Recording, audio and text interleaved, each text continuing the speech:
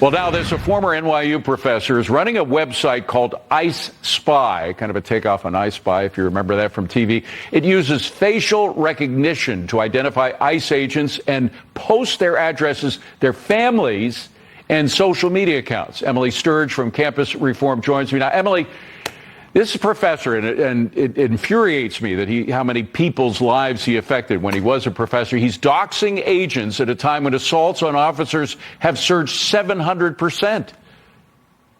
It's certainly infuriating, and at the Leadership Institute's Campus Reform, we were the first to uncover this website. This former NYU professor is operating this website that uses artificial intelligence and facial recognition technology to allow users to upload a photo of an ICE agent, and it actually reveals their full name, it reveals their job title, it reveals their location, and this is certainly scary. It comes at a time when the Department of Homeland Security is reporting that assaults are up 700% against ICE agents. And I want to remind you that these ICE agents, they're not just officers. They're fathers, their mothers, their husbands, their wives. They're real people. And tools like this are making it easier for anti-ICE protesters to attack, to ambush, to dox these ICE agents that are just trying to keep this nation safe. And we saw what happened in Texas when there were actually 10 or 11 people that were coordinating their efforts to try to kill ICE agents.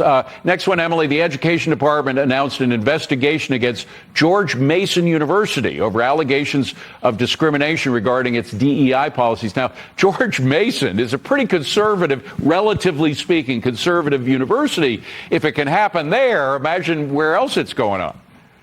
Well, that's exactly it. And a stealthy DEI rebrand is taking place on America's college campuses. There's a reframing, rebranding, renaming of these DEI courses, position titles, DEI offices.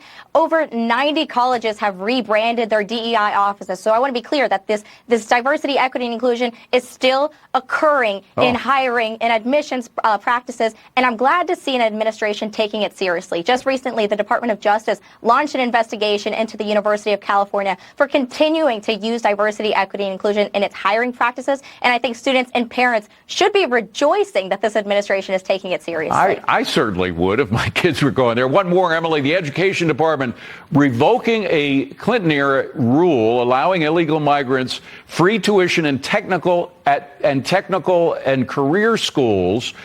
Emily, is this a step in the right direction?